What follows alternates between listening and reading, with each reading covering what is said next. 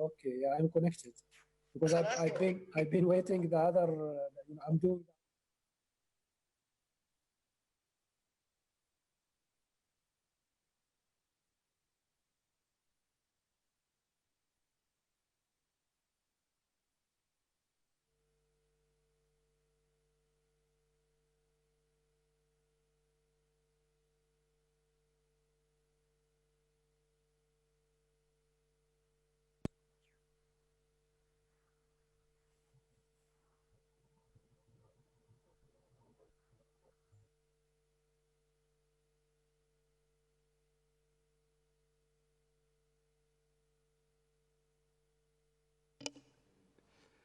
Hello, journalists on the line.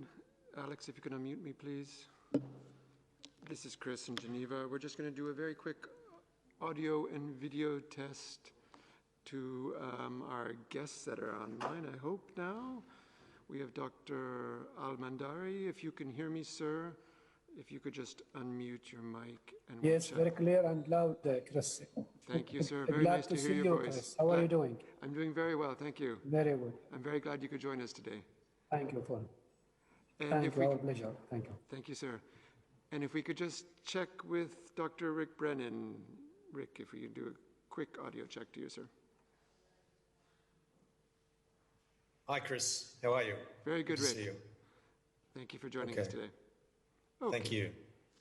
Excellent. That concludes our tests for today. So journalists, we're hoping to be starting soon. Interpreters, thank you for joining us. Please stand by.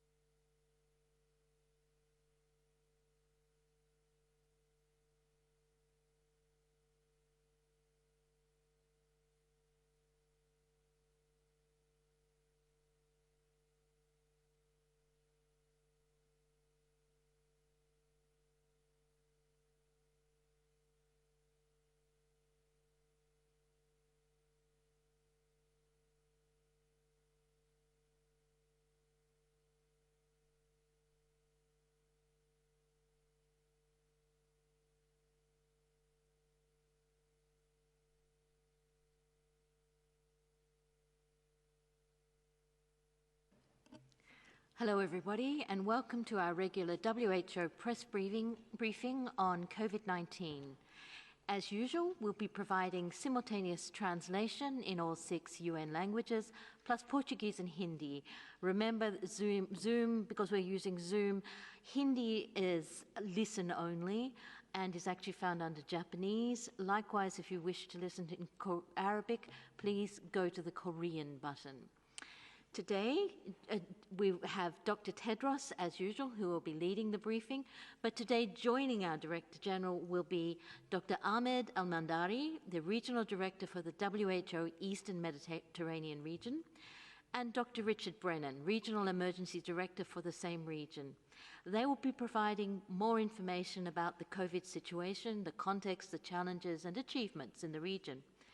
Joining them will be our other regular speakers, Dr. Mike Ryan, Executive Director of the WHO Health Emergencies Program, and Dr. Maria Van Kerkhove, our Technical Lead for COVID-19, who will, as ever, provide answers to all your questions. I will now give the floor to Dr. Tedros.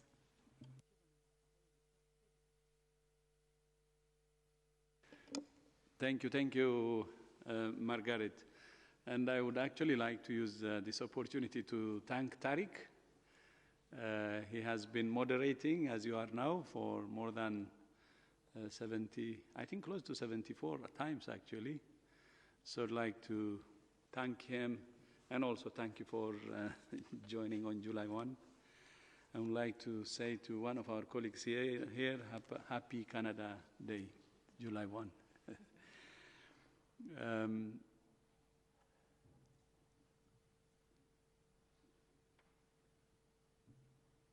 Good morning, good afternoon, and good evening. More than 10.3 million cases of COVID-19 have now been reported to WHO, and more than 506,000 deaths. For the past week, the number of new cases has exceeded 160,000 on every single day. 60% of all cases so far have been reported just in the past month. We will never get tired of saying that the best way out of this pandemic is to take a comprehensive approach. Find, isolate, test, and care for every case, trace and quarantine every contact, equip and train health workers, and educate and empower communities to protect themselves and others. No testing alone, no physical distancing alone, no contact tracing alone, no masks alone. Do it all.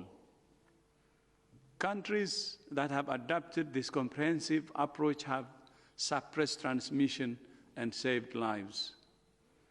Flare-ups are to be expected as countries start to lift restrictions.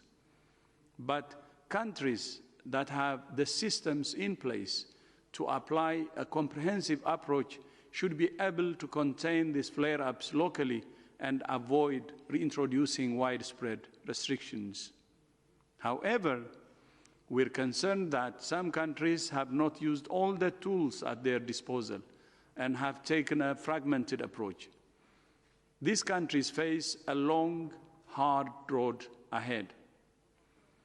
But one of the lessons of the pandemic is that no matter what situation a country is in, it can be turned around.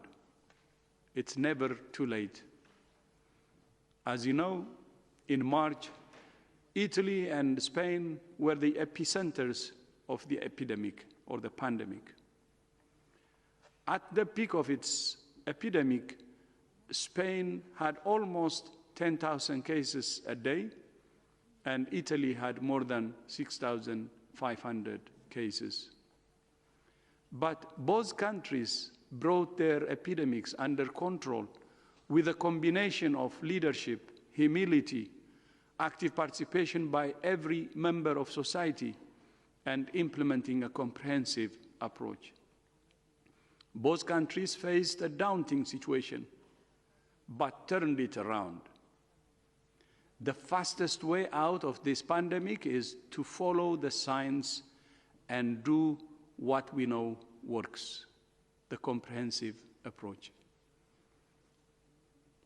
Today and tomorrow, WHO is holding a second research and innovation forum, bringing together more than 1,000 scientists from all over the world to take stock of the progress made so far, to discuss new research questions and knowledge gaps, and to define research priorities for the remainder of this year and beyond.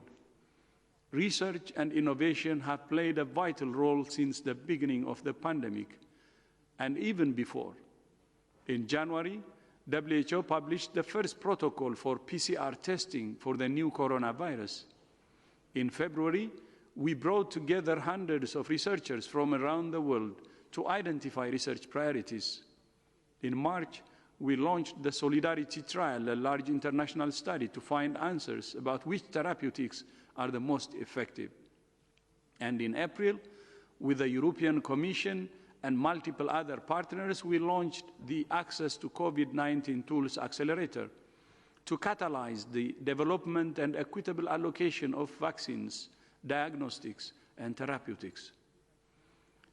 This pandemic is a scientific challenge, but it's also a test of character. We must act in the interests of global solidarity and our shared humanity. We have a shared responsibility to ensure that all people have access to the tools to protect themselves, especially those who are most at risk. Although the pandemic is global, there are differences in the experience and approach of each region and country. Over the next few weeks, we plan to feature a different region regularly to highlight the challenges in different parts of the world and the lessons we're learning. Today, we're starting with the Eastern Mediterranean region, comprising much of the Middle East and North Africa, which is the third most affected region globally, after the Americas and Europe. Today, I'm delighted to be joined by Dr. Ahmed Al-Mandari, WHO's Regional Director for the Eastern Mediterranean, and Dr. Rick Brennan, the Director of the WHO Health Emergencies Program of the region, to talk about their experience and challenges. Dr. Al-Mandari and Dr. Brennan, welcome both of you, and thank you for your time today. And Dr. Ahmed Al-Mandari, you have the floor.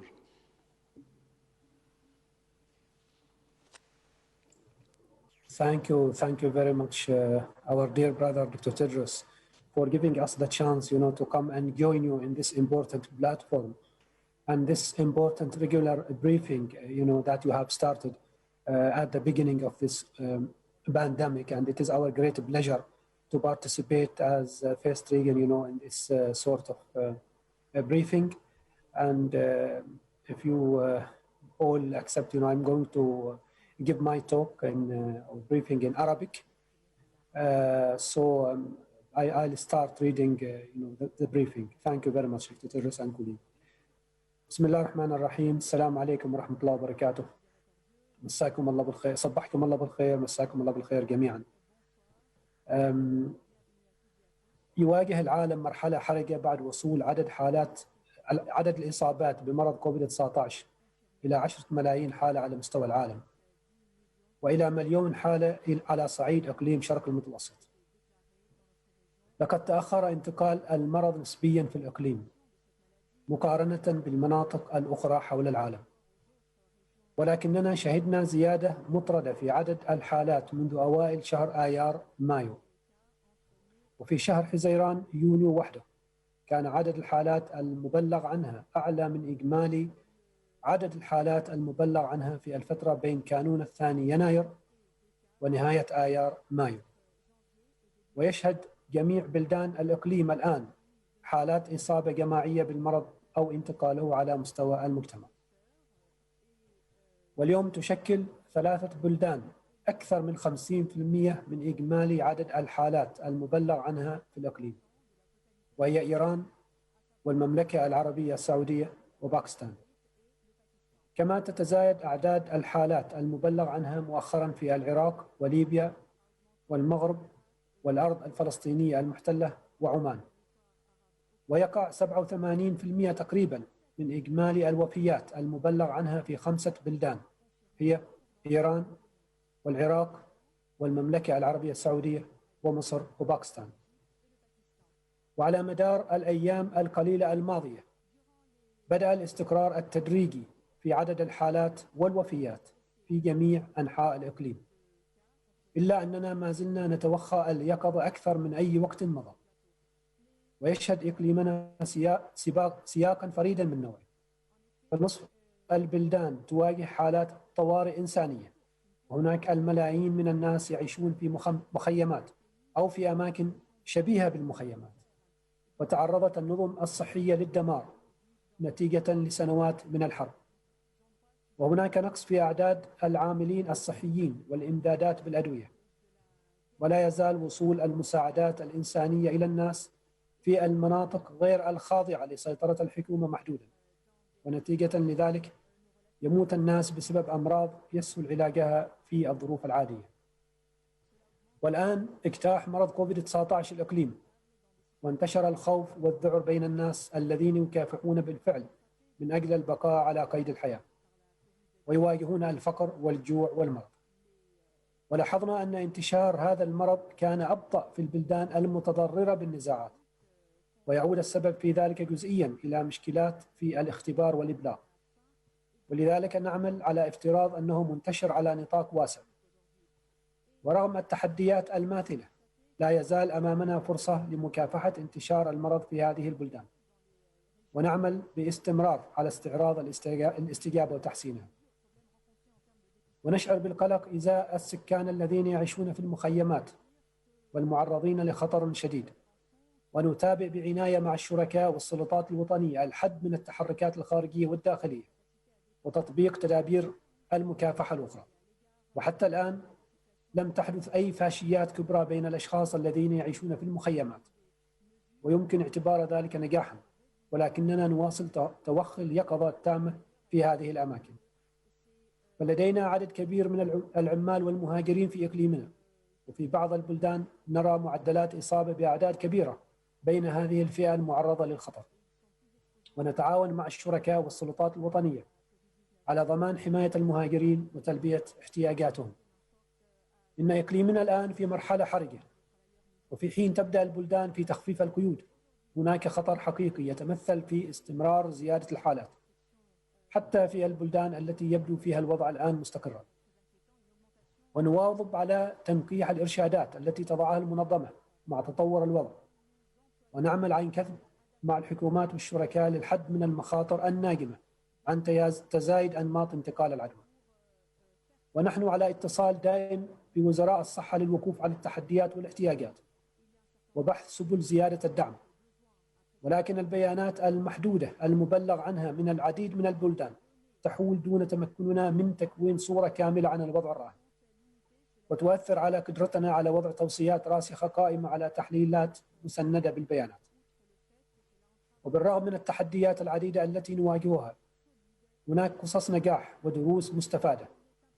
وقد شهدنا قيادة سياسية قوية في بعض البلدان التي اتخذت تدابير استجابة مبكرة واستباقية، وتطبق نهجا يشمل الحكومة بأكملها والمجتمع بأسره لإدارة الجائحة. كما يطلع مركز الإمدادات اللوجستية التابع للمنظمة في دبي بدور قيادي في ضمان سرعة توصيل معدات الوقاية والإمدادات إلى أكثر من 100 بلد حول العالم، من بينها جميع بلدان الإقليم. كما ساعدت البنية الأساسية لبرنامج مكافحة شلل الأطفال الإقليمي في دعم الاستجابة لمرض كوفيد-19، ويتولى البرنامج قيادة الاستجابة في بعض البلدان. وقد دفع فريق المنظمة لمكافحة شلل الأطفال ثمنا باهظا نظير هذه المساهمة، فقد أصيب أكثر من 200 عامل بمرض كوفيد-19 وتوفي منهم 2، ولكنهم رغم المخاطر يواصلون العمل مثل العديد من العاملين الصحيين الذين يتحلون بالشجاعة والإخلاص في جميع أنحاء الإقليم وخارجه.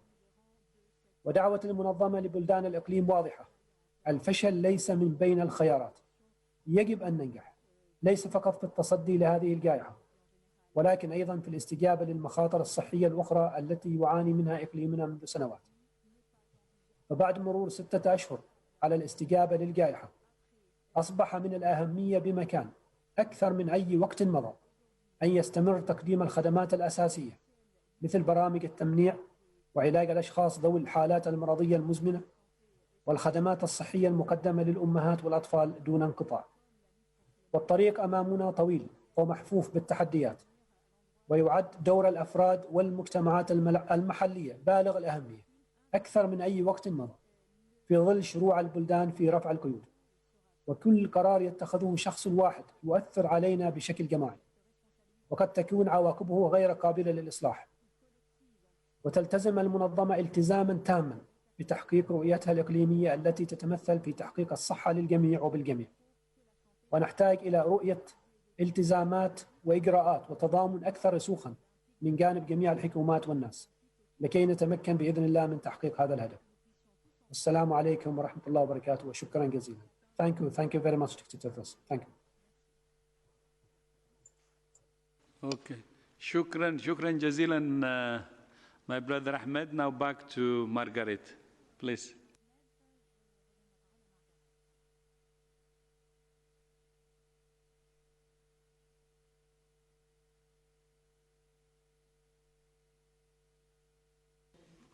Oh, sorry, not working? My apologies. Thank you very much. I understand Dr. Al-Mandari will not be able to stay for long, but Dr. Rick Brennan will be available to answer questions about the Eastern Mediterranean region. The first person I have with question is Corinne Gretier from Bloomberg. Hi, everyone. Thank you for taking my question. Mine is about the new China mission. I was wondering if you could give some more information on it, such as when will the team go exactly and what will the mission do exactly? Like, will you study the new swine flu as well? And maybe who is on the team? Thank you. The planned mission is an advanced mission. Much like the previous China mission, where a small advanced team went in advance to make preparations with Chinese colleagues, essentially to set up the scope of the mission, the terms of reference, the areas of study, and then to lay out a program of work to carry out all of that work. That's currently being obviously dealt with right now in terms of the formalities for that, and we expect initially 2 experts from headquarters here to join our country team. One will be an expert in animal health, and one will be an epidemiologic expert with a major background in field investigation of epidemics and epidemiologic methods for investigating such situations. But as I said, that is a scoping mission, and we do expect then, in collaboration with colleagues in China, to define a larger international mission. Again, it's important to note that we welcome such collaboration. In many situations, we work very closely with countries who generally will carry out their own investigations and provide those investigations to WHO. And therefore, it is an extra step for any country to invite in international teams and collaborate openly with them. So we look forward very much to that collaboration. With regard to the issue of you referred to the new virus, I think it's important for us to clarify that I believe the virus you're referring to is the Eurasian avian-like H1N1 swine influenza virus, which has been a virus that's been under surveillance by Chinese authorities and by the global influenza surveillance network around the world, the WHO collaborating centres.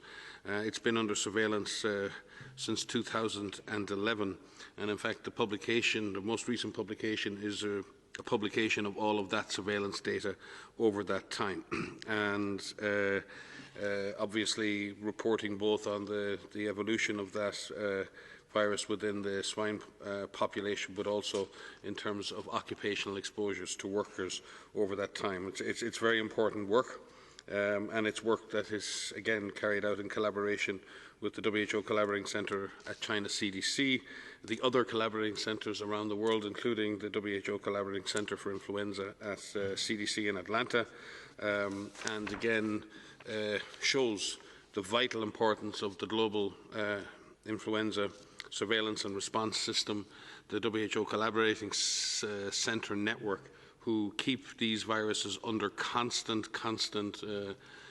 surveillance. There are many avian flu and influenza viruses out there that have pandemic potential.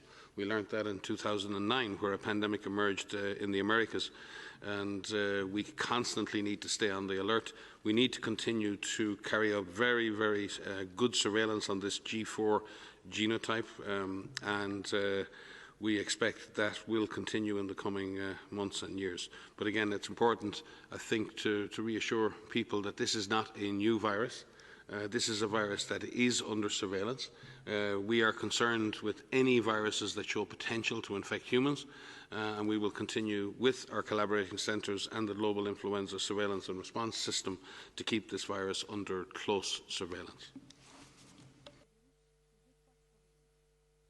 Thank you, Dr. Ryan. The next question comes from Jim Roop, Westwood One Radio. Jim, can you unmute yourself?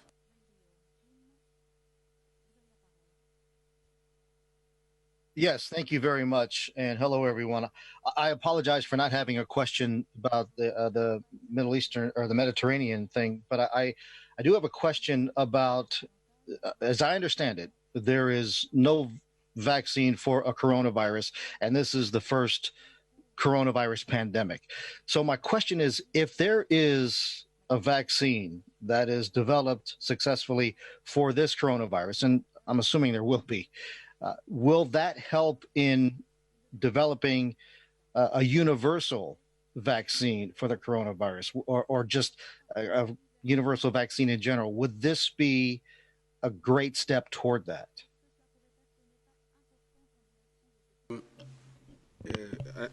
Universal vaccines against respiratory pathogens are really the holy grail of our long-term hopes. We've spent many decades thinking and hoping for a universal vaccine against influenza, and that has not been achieved, although much work is currently underway to develop such a universal vaccine. That work is funded by many agencies around the world, including the Bill and Melinda Gates Foundation. So identifying targets in viruses that are conserved over time, in other words, sequences or proteins that we can develop vaccines against that allow us to give a universal protection, are very important. It remains to be seen whether a vaccine against this coronavirus would provide any cross protection against other coronaviruses. Many of the vaccines being developed are being developed against the surface proteins of the virus.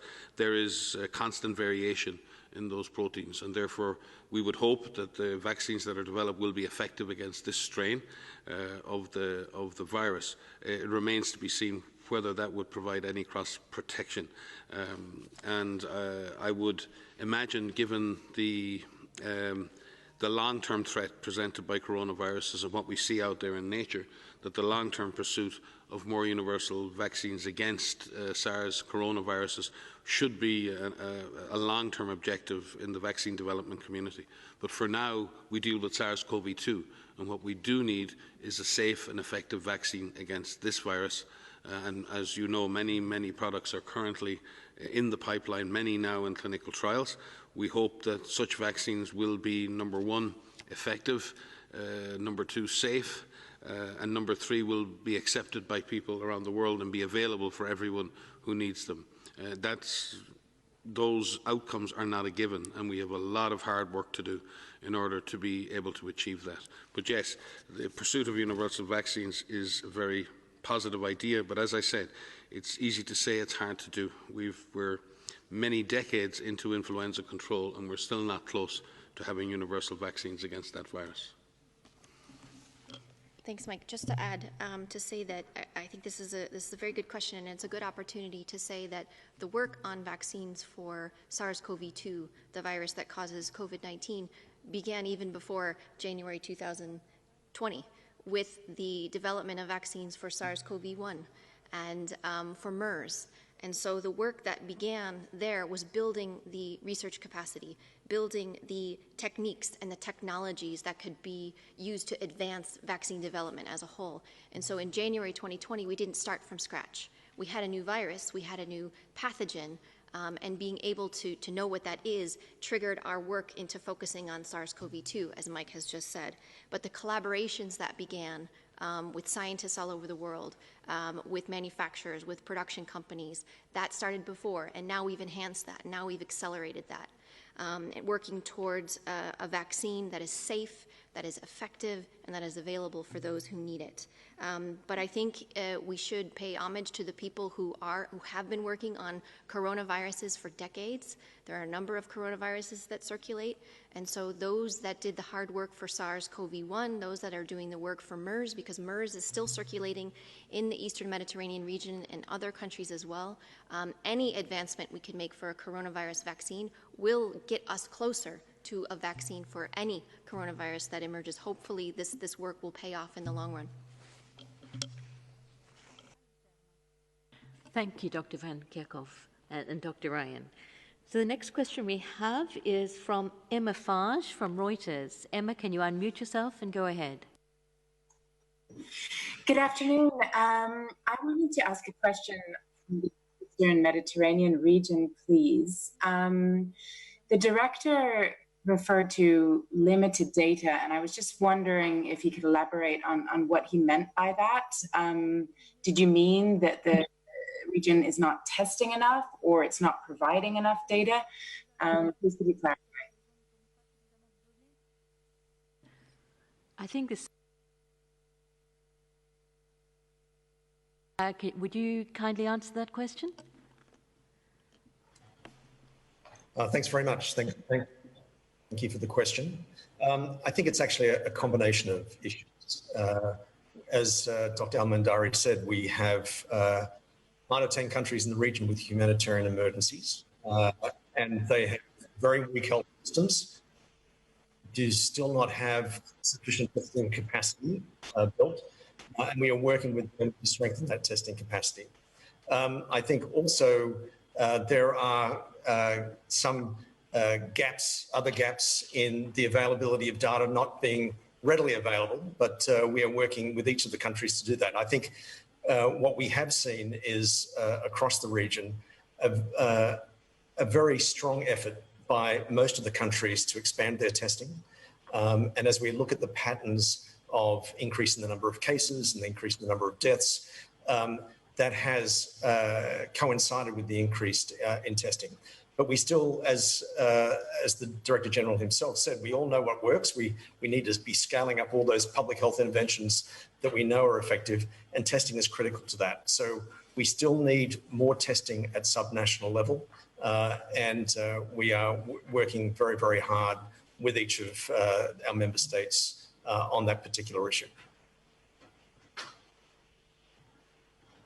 Thank you, Dr. Rick Brennan. And we have no further answers in the room. So the next question will come from Donato Mancini from the Financial Times. Donato, can you unmute yourself and go ahead? Hello, can you hear me? Very well, please go ahead. Hi, good afternoon. WHO has spoken a lot about equitable access to medicines, especially during this pandemic. So do you view U.S. moves to hoard virtually all remdesivir through September with concern? Yeah, we're aware of the reports in the media around this purchase or procurement of remdesivir stocks, and we're obviously working through our colleagues and our partners in the Access to COVID Tools Accelerator to clarify and verify this report. Obviously, there are many people around the world who are very sick with this disease, and we want to ensure that everybody has access to the necessary life-saving interventions. But as I said, we will reserve our commentary until we have verified the exact nature of the contracts, but also We are also aware of other arrangements being put in place for sub-licensing and manufacturing in other countries. So let us look at the issues, let us look at the implications of this. But certainly, yes, we can restate. We are fully committed as an organisation and with our partners to equitable access to life-saving interventions. Thank you very much, Dr. Ryan. The next question comes from Agnes Pedrero of AFP. Agnes, can you unmute yourself and go ahead? Yes, hi, hello, do you hear me? Very well, please go ahead. Je vais poser la question en français. Cette semaine, l'armée chinoise a annoncé l'autorisation d'utiliser un vaccin au sein de ses militaires. Je voulais savoir si vous étiez informé de vaccin et la première utilisation générale d'un vaccin. Voilà, si vous avez des éléments sur ce vaccin.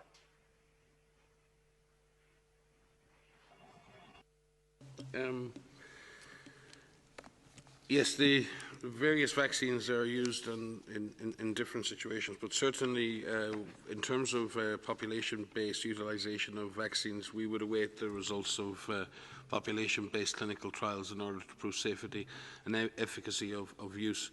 In the area of national defence and security, militaries around the world have their own methods in order to define what products are needed or justifiable or used in their troops. We would again also be reassured that such products, when they're used in the military, are again subject to the proper safety and efficacy testing, and again subject to the informed consent of the individuals who take those products.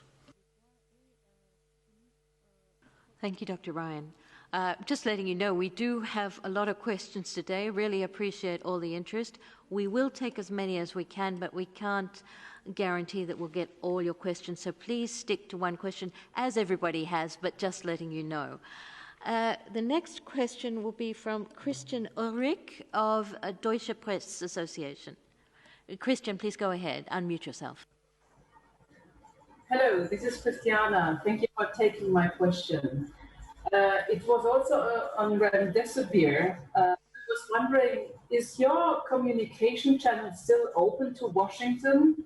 Are you talking to the US government on remdesivir and other matters, or is this on the wind down? What is the latest on the relationship between WHO and the US government? Thank you. Well, I can only speak to the technical collaboration, and certainly we are grateful for and continue to engage with our technical counterparts in the United States on all matters related to science and public health, and we're very grateful for their collaboration.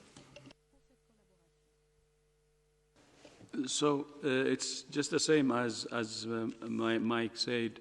We're in contact, and we're still discussing, and there are collaborations. It's not specific to one thing that you raised, but on many issues. Thank you. Thank you, Dr. Tedros and Dr. Ryan. So the next question we have is from China Daily, from Chen Waihua. Chen, could you kindly unmute yourself and please ask your question? Hi, just a related one. Has the U.S. actually made a pledge for to its vaccine as a global public good? I mean, since the USA is the leader in the development of vaccine. Thank you. I think you should refer that question to the United States government. Thank you, Dr. Ryan. So we now have a question from Greece, from Kostas Davanis from Hellenic Public TV. Kostas, please unmute yourself and go ahead.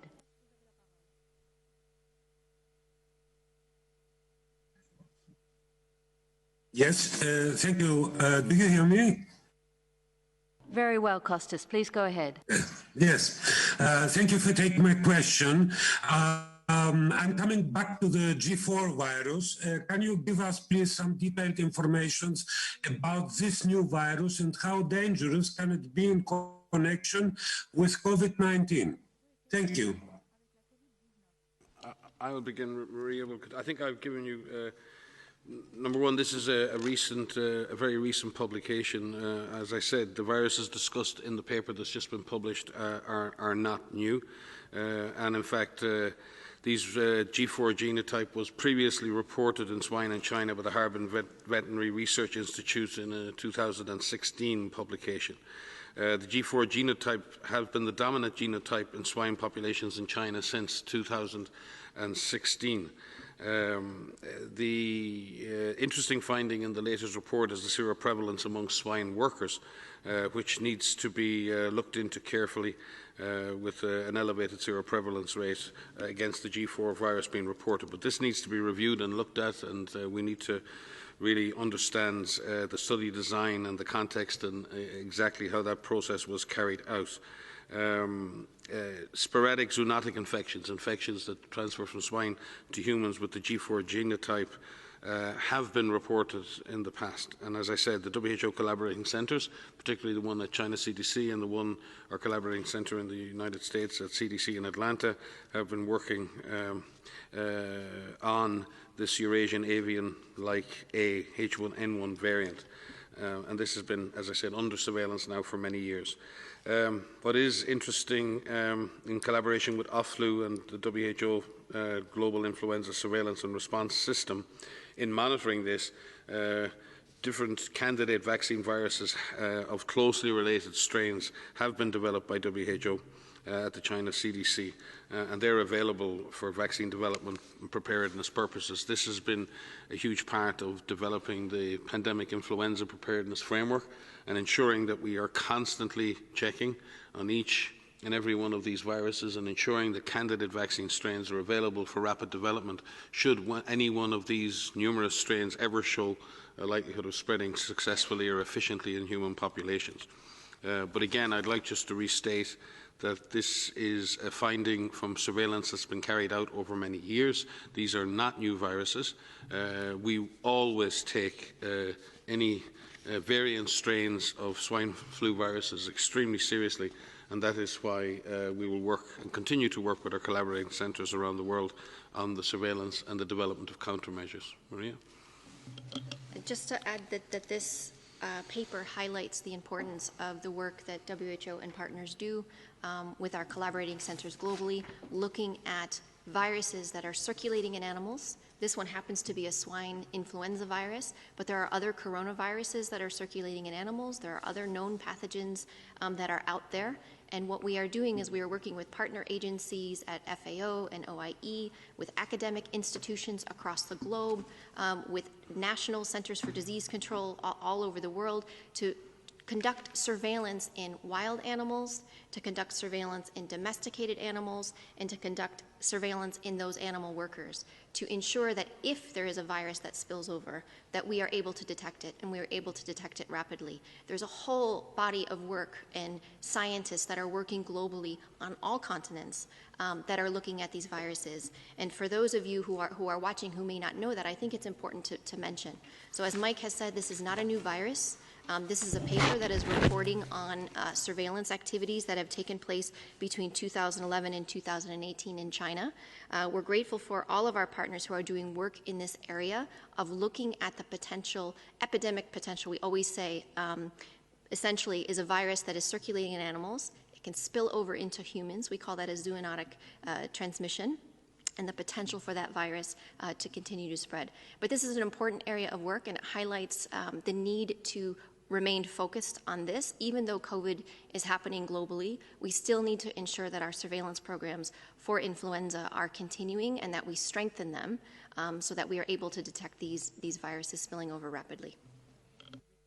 If I could just add to that, that the Global Influenza Surveillance and Response System and the collaborating centres, national influenza centres around the world are constantly doing surveillance for seasonal influenza, and they are the basis of developing the yearly seasonal influenza vaccines for the northern and southern hemispheres. They carry out active and ongoing surveillance of avian flu strains around the world. All of that infrastructure has been turned and is now looking also at COVID-19 and doing surveillance, sentinel surveillance for both COVID-19 and for other influenza viruses. This is a hugely important global good. This is a massive piece of global health security, and I would remind our member states and our donors that this system is constantly underfunded, and this system is in constant threat of being not funded. Our colleagues, Rick Brennan is online from the Eastern Mediterranean region. We spent the last 5 years investing and expanding the influenza surveillance and response capacities in the Eastern Mediterranean on the African continent, and we now face a situation due to funding shortages that we may have to pull back on these investments, and these are the trade-offs and unfortunate trade-offs that we may have to make. Thank you, Dr. Ryan and Dr. Kerkhoff. So the next question is from Laurent Sierro from the Swiss News Agency here in Switzerland. Please go unmute yourself and go ahead, Laurent. Can you hear me, Margaret? Very well, Laurent. Please go ahead. Thank you, and thank you for the briefing. You mentioned earlier the flare-ups observed in certain countries that started to lift the lockdown. There has been an increase, a steady increase this week in Switzerland, and in most of the cases, it's related to small clusters in nightclubs. So do you consider that this kind of venue it's possible in this kind of venue to honor the physical distancing, or is it just impossible, and should these venues be closed for now? Thank you. So thank you for the question. You highlight an important challenge that many countries are facing right now, where they have seen success in suppressing transmission, or some success in suppressing transmission, and are starting to open up. And many countries are doing that carefully. We live here in Switzerland, and we are seeing that careful lifting, that stepwise approach of lifting these measures. And I think we need to be realistic that we will see some setbacks, in the sense that there could be pockets of activity, there could be clusters of activity. You mentioned a nightclub, and anyone who's been in a nightclub knows how close you could be in contact with one another. And if the virus is present, then it will take that opportunity to pass between people, which is why we mention all the time about this approach of this comprehensive approach of physical distancing, and it's physical distancing at all times, of people, at least 1 meter between people, using hand hygiene, using respiratory etiquette, staying home if you're unwell, staying home if you're asked to, and other measures that governments have put in place. But the virus does like the opportunity to pass between people if you're in close contact with one another. What is important is when we do see these pockets of activity, we do see some clusters emerging, that we use the system that is in place, that public health infrastructure, the ability to rapidly find cases, to test those cases, to isolate cases. Even if they're mild, those mild cases need to be isolated or cared for in a medical facility, and to conduct contact tracing. Make sure that the contacts are identified and that they're in quarantine. And by doing so, you are effectively breaking those chains of transmission, because you don't allow the virus to pass any more between people. But it's all of this together that needs to be put in place. And so when these clusters begin, it's important that countries act aggressively to try to stamp it out, so that the small clusters hopefully remain small and die out, and that they don't become bigger. I think the thing to remember, I think, with transmission is, because we often end up in scientific arguments over asymptomatic, symptomatic transmission. But in effect, we're talking about context. We're talking about behavior. And though we might argue on the types of transmission, the fact is that context and behavior also are major drivers of transmission. So our behaviors will facilitate disease transmission or mitigate against it. The context as you mentioned, nightclubs, large gatherings, where people's social inhibitions, where people, even if they're asymptomatic, may be shouting, singing, and that produces its own droplets. So I think these are really important contexts, and we've seen in cluster investigations in Southeast Asia, again, how specific contexts can lead to higher levels of transmission. But that is when the virus is present. So it very much depends on the background intensity of transmission at the community level. And in situations where the virus continues to transmit and is in society, then there are particular contexts. We've seen that in long-term care facilities. We've seen it with dormitories. We've seen it with crowded places, mass gatherings. And then there are particular contexts that we've seen transmission intensified or amplified and generating those kinds of events. So it is about proximity. It is around intensity. It is around duration. And every individual is there, in a sense, every person needs to look at your own risk. You need to be aware of what is the local transmission. You need to know what the transmission in my area is. You need to be able to take control of your own destiny also, and not just rely on information from governments. I do think people can manage. We do this every day in our lives as human beings. We manage risk. We decide when we cross the road. We decide when we fly. We decide when we have an operation or not have an operation. We make decisions every life. Sometimes we make life and death decisions about ourselves and about our children. We are, by nature, by evolution, we are risk managers as individuals.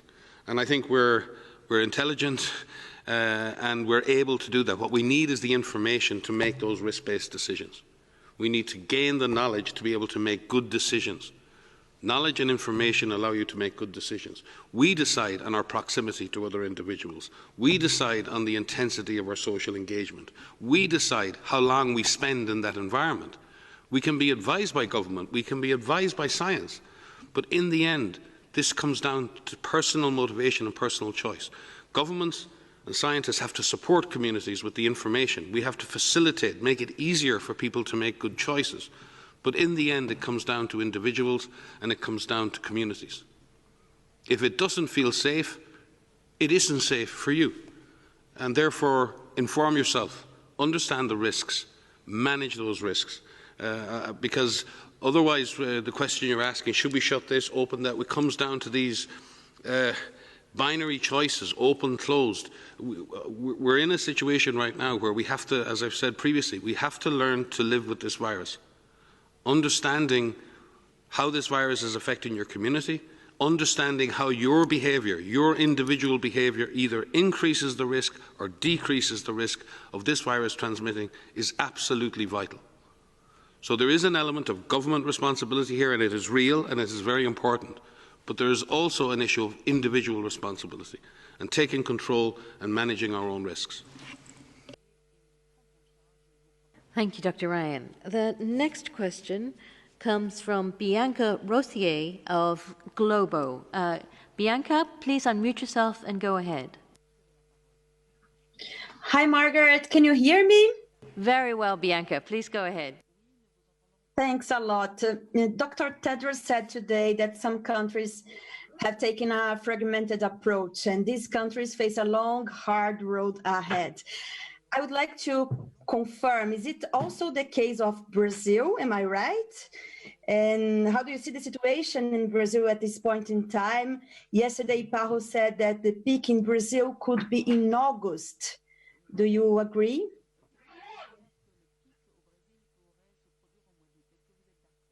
I think the Director General was making general reference to the techniques and to the strategies that have worked. He was not making specific reference to any individual country. Again, as I have said on numerous occasions in the past, Brazil is a large, diverse country with many different environments and situations that it has to deal with. Currently, it is a complex challenge for Brazil, both at federal and state level, and we encourage again, Brazil to continue to take a comprehensive approach and to focus on reducing mortality, suppressing transmission, and ensuring that communities are fully empowered and that government approaches are all of government, bipartisan, and focused on passing the best possible information to people at all times. I'd just like to add something. So it's not about any one particular country. It's about what we are learning about how countries are responding in general. And in the beginning, in early January, when we're learning more and more about this, what we've seen and what we've learned from countries is countries that acted very fast and took this very, very seriously because of their experience with other similar pathogens like SARS back in 2003, like MERS in 2012, 2013. They had firsthand experience of how dangerous a pathogen like this could be. And that aggressive nature and approach and looking at this as an all of society, all of government approach and focusing on the fundamentals of public health really had a head start in the sense that they were able to formulate a plan, get organized, take this very, very seriously and really, really act quickly. But the other thing that the Director General said today was that it's not too late to turn it around. So even countries that didn't do that, even countries that didn't have that firsthand experience with SARS, have experience now with COVID-19. And it isn't too late to turn it around. It isn't too late to get the infrastructure in place to work on that and to use it appropriately. Many countries are going through very difficult periods of time. Some countries who have had success in suppressing transmission, who are opening up now, may have a setback, may have to implement interventions again, may have to implement these so-called lockdowns again. We hope not. We hope that we won't have to go into widespread lockdown again. So it's not too late to act fast. It's not too late to use the tools that we have. And countries have tools. They have surveillance in place. They have testing that is in place. They have people who can do contact tracing.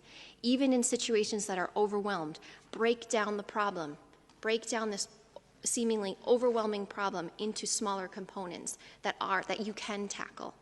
And the reason we say this over and over again is because we have seen countries that have been in overwhelming situations who have turned this around.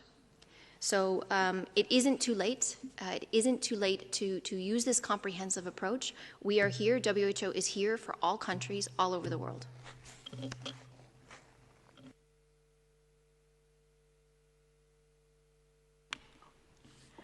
Okay, we're running out of time, but we've got time for two more questions. I call now on Simon Ateba, our friend from Africa News Today. Simon, unmute yourself and please go ahead. Can you hear me? Yes, Simon, please go ahead. Okay, thank you for taking my question. My name is Simon Ateba from Today News Africa in Washington, D.C. As the number of cases in Africa continues to increase, we have like 400,000 people who have been infected so far, and over 10,000 fatalities have been recorded. We are beginning to see many people claiming that they have a way of curing the disease using non-traditional methods. For instance, on Monday, a very popular pastor in Nigeria, TB Joshua, released a video of a medical doctor in Cameroon who was said to have been cured of the virus through prayers. I was wondering, in the context of infodemics, how does WHO react to this influx of information coming from non-traditional sources and from pastors and from people who are not maybe in the medical field claiming that they have a way of curing the disease? Thank you. Yeah, it's important we make the distinction between claims of disease cure and good acts that support communities in terms of the suffering they go through. And certainly spiritual leadership at a time like this is very important in communities, whatever the faith. And therefore we respect and have worked very closely with faith-based organisations on the huge contribution they are and can make to managing anxieties at community level, providing direct support to communities coping with this disease, dealing with bereaved families and individuals. So the role that faith-based organisations play is very important. They also play a very important role in getting good information to people. Sometimes it's projected as a route of misinformation. In fact, we find that faith-based organizations are a very effective way of passing good information, because faith-based organizations are very often trusted by communities. They're a different channel, and we're working very, very closely with those organizations around the world. In fact, this week at the pre-conference on the WHO Infodemic conference, I think we had over more than 10,000 connections to that conference. In fact, I think today on the research side we have 1,000 connections into that. So you can see there's a massive hunger and there's a massive commitment to the positive management of information around this pandemic. And we're working very hard with our partners in the tech industry, our partners in the communications and social sciences, and other UN organizations to do that. So faith-based organizations are a very important part of this response. With regard to claims of traditional methods or healing, we've seen that traditional, in many different diseases, effective therapies have been found through the examination of traditional products and other things. There are products out there that can enhance health and well-being, and obviously we should healthy diet and supplementing our diet with appropriate products is a very important part of being healthy. Specifically though, when it comes to making claims around cures for products, we have to be very, very careful. We want to make sure that all products that show promise in the care or cure of individuals with COVID-19 go through and go into properly managed trials so we can see what their impact and their effectiveness is. It is impossible to determine the effectiveness of any drug or any traditional product unless we put it through the rigours of a properly controlled trial. That is the same whether it's a product developed by the pharmaceutical industry or a product developed by traditional methods. As I said,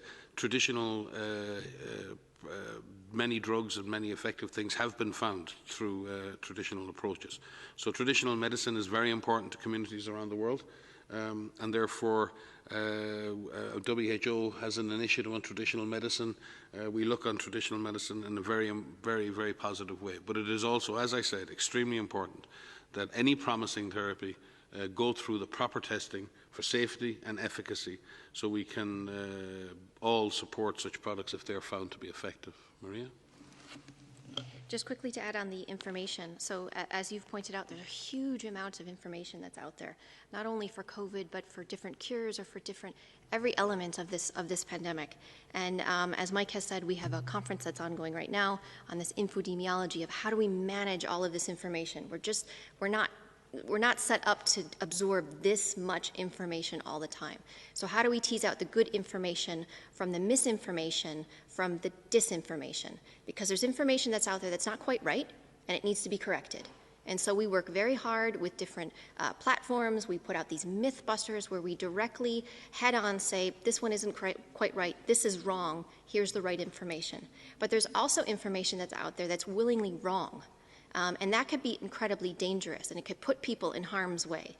And so we're working also to ensure that the information that's out there that is not harmful, and that anything that's out there that is purposefully wrong, we address.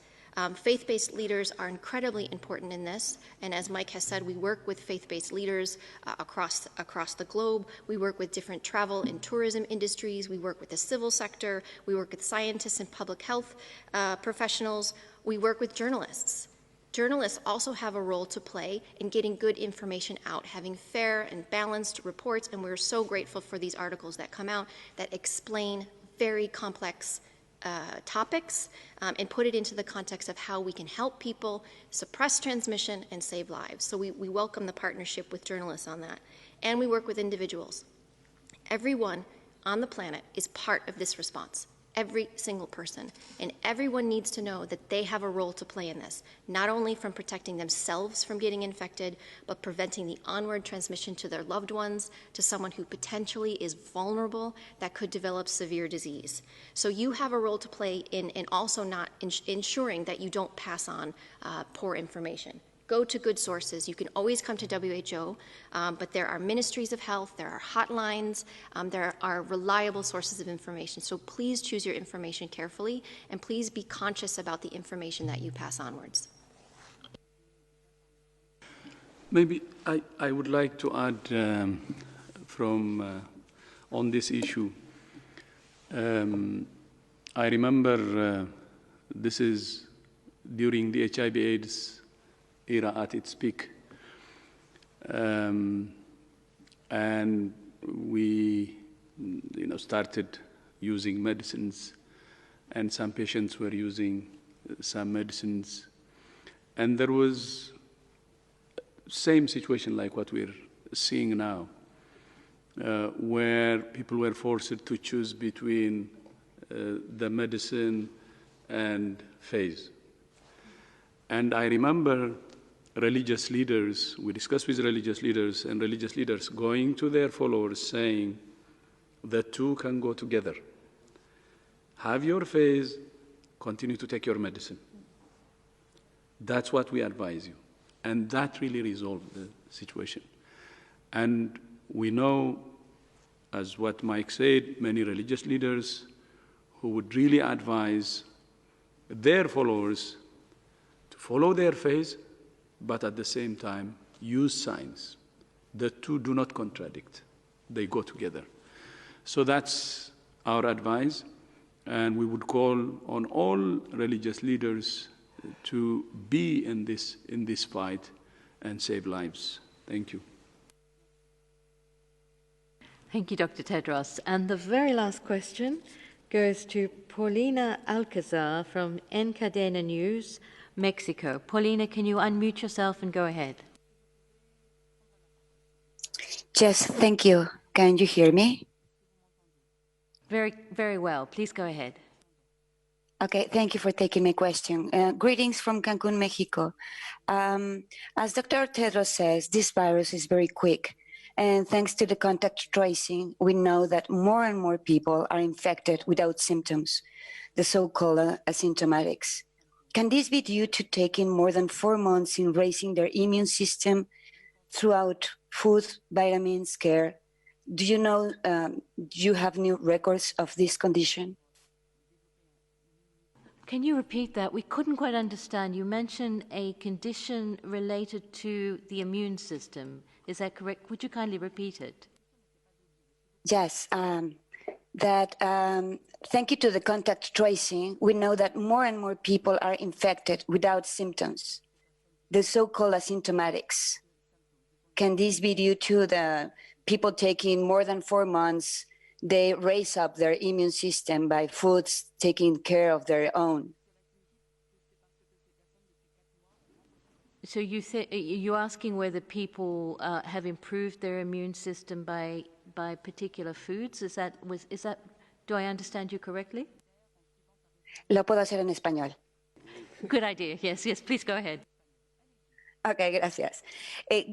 Nos dice Dr. Tedros que este virus es demasiado rápido y gracias al rastreo de contactos hemos encontrado cada vez más y más personas sin síntomas, los llamados asintomáticos. ¿Puede ser esta una condición de haberse cuidado durante más de 4 meses, haber subido su sistema inmunológico a través de la alimentación, de cuidados, de ejercicio? ¿Tienen ustedes nueva información sobre esta condición de los llamados asintomáticos? Porque de una u otra forma siguen infectando. So I can start. Maybe Mike would like to if I understand that the question is, it's more about why are we seeing more of these asymptomatic cases through the contact tracing, and are they doing something differently? We do know that through contact tracing and people who are under medical observation, some of them are being tested and they're testing positive and they don't have symptoms. And we've known this for quite some time, that you can have people that test positive that don't have symptoms. And we know that those individuals, if they're not in quarantine, they can pass the virus to someone else.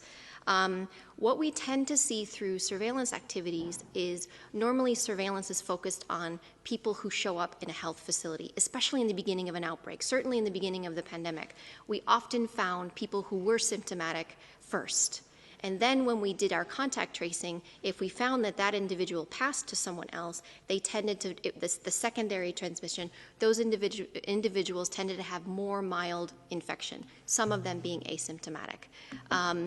We don't know why in terms of their immune system or if they were had anything to do with how they ate. What we know is that all people are susceptible to this virus and people can get infected. And we know that it's very important when we do our case finding and our contact tracing that those initial cases are isolated and they're cared for depending on the severity of their illness. And those people who are undergoing contact tracing are in quarantine. Because in essence, if they in fact are infected, then they are not able to pass that virus to someone else.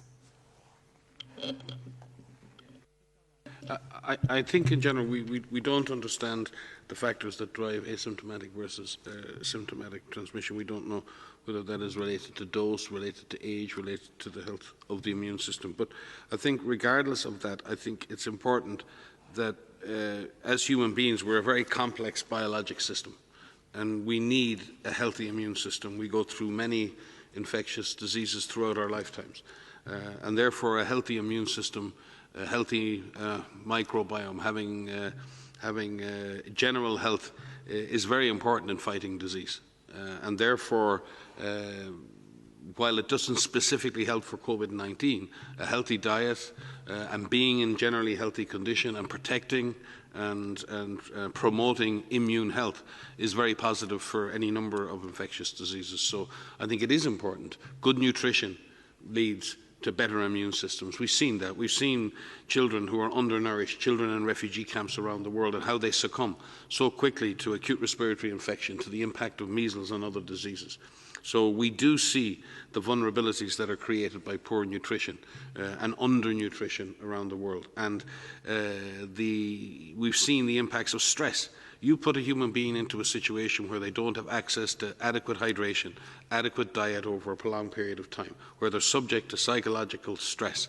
And you know, the archetype for that are the millions and millions of refugees around the world and migrants who live in these sorts of conditions. Absolutely, people in that situation are more susceptible to infectious disease.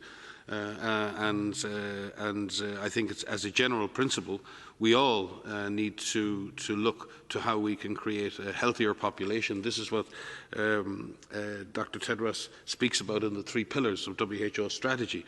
We're not just talking about responding to epidemics. We're talking about protecting health, healthier lives.